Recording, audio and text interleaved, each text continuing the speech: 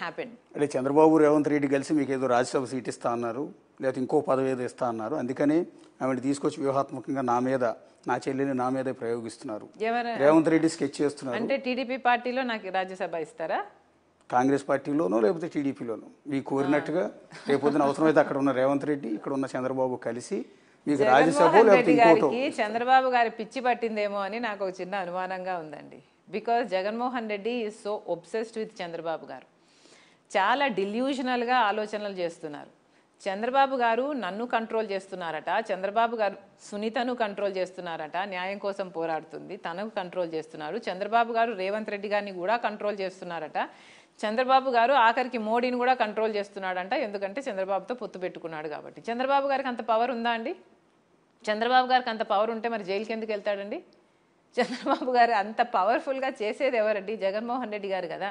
ఈయనలాగానే పక్క రాష్ట్రంలో రేవంత్ రెడ్డి గారు ఒక ముఖ్యమంత్రి స్థాయిలో ఉన్న వ్యక్తిని పట్టుకొని ఇంకోటి కంట్రోల్ చేస్తున్నాడు అంటే ఏం చెప్తున్నాడంటే ఈయనని ఇంకోటి కంట్రోల్ చేస్తున్నాడనా? ఈయన ఎవరి చేతితో కంట్రోల్ అవుతున్నాడండి? ఏం మాట్లాడుతున్నారండి? ఒక ముఖ్యమంత్రి స్థాయిలో ఉన్న వ్యక్తి ఇంకొక రాష్ట్రంలో ఉన్న అపోజిషన్ లీడర్ కంట్రోల్ చేస్తున్నాడా? ఆ అపోజిషన్ లీడర్కి పవర్ ఉంటే ఆయన జైలుకు పోకుండా ఆయన కాపాడుకోలేడా? జగన్మోహన్ రెడ్డి గారికి ఒక పిచ్చి పట్టినట్టే నాకు ఆయన మెంటల్ కండిషన్ మీద నాకు జెన్యున్గా కన్సర్న్ ఉంది. ఒక చెల్లెలిగా I want his mental health to be fine and sound.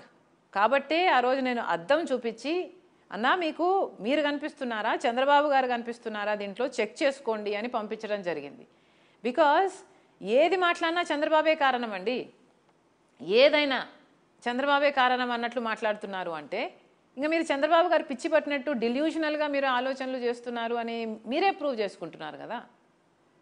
ఆయన నాకు రాజ్యసభ ఇవ్వడం ఏందండి? చంద్రబాబు నాకు రాజ్యసభ ఇవ్వడం ఏంటి? చంద్రబాబు నాకు రాజ్యసభ ఇవ్వగలడంటే నేను ఆ పార్టీలోనే చేరేదాన్ని కదా. అంటే అన్న రీసెంట్గా చేసిన ఒక కామెంట్, పసుపు చీర కట్టుకుని చంద్రబాబు నాయుడు ఇంటికి వెళ్ళింది షర్మిల అనే మాట, మేమందరం రియల్గా చాలా బాధపడ్డాము.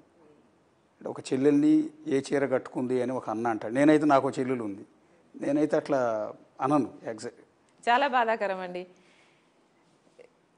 అసలు పసుపు రంగులో తప్పేముందో నాకు ఫస్ట్ అర్థం కాలేదు. బికాజ్ రాజశేఖర రెడ్డి గారే పసుపు రంగు గురించి సాక్షిలో బ్యానర్గా పెట్టేటప్పుడు, సాక్షిలో పసుపు రంగు ప్రపోజల్ వస్తే వై నాట్ అన్నాడు రాజశేఖర రెడ్డి గారు. ఏం పసుపు రంగు చంద్రబాబు గారు సొంతమా? ఆయన ఏమైనా పేటెంట్ రైట్ తీసుకున్నారా?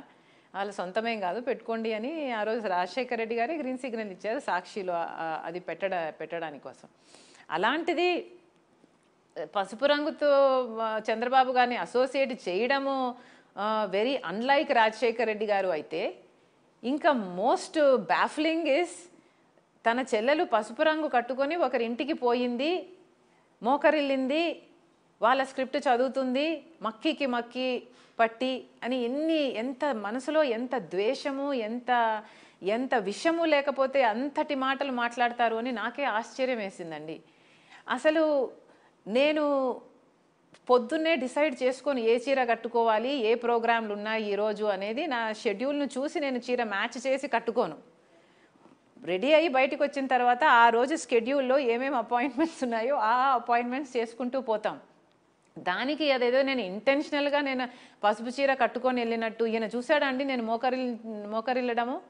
ఏం మాటలు మాట్లాడుతున్నారండి? రాజశేఖర రెడ్డి గారి బిడ్డ వెళ్ళి ఇంకొకరి దగ్గర మోకరినాల్సిన అవసరం ఏముందండి? రాజశేఖర రెడ్డి గారు వెళ్ళి తన బిడ్డ పెళ్ళవుతుందని కార్డు ఇచ్చాడు అదే చంద్రబాబు గారికి. ఆయన వచ్చాడు కూడా. నేను కూడా నా కొడుకు పెళ్ళవుతుంటే కార్డు ఇచ్చాను మర్యాదగా. రావడం రాకపోవడం ఆయన ఇష్టం, బట్ కార్డు ఇవ్వడం వరకు మన మర్యాద వరకు following in dad's footsteps అన్నట్లు నేను పోయా. మక్కీ కూడా నేను బట్టి కొట్టి ఆయన చెప్పిందంట నేను అప్పచెప్తున్నానంట. మక్కీ చెప్పే అలవాటు ఎవరికి ఉందండి? జగన్మోహన్ రెడ్డి గారు పేపర్ చూడండి అసలు ఒక మీటింగ్ ఒక 2 నిమిషాలు కూడా మాట్లాడలేకపోతున్నారు ఈ మధ్య. మక్కీ ఎవరికి అలవాటు ఉందండి? ఎంత మనసులో ఎంత విషము ద్వేషము ఎంత లేకపోతే అలాంటి మాటలు మాట్లాడతారో నాకు కూడా చాలా బాధేసింది. అవినాష్ రెడ్డి కనుక కడప ఎంపీగా మరోసారి సీట్ ఇవ్వక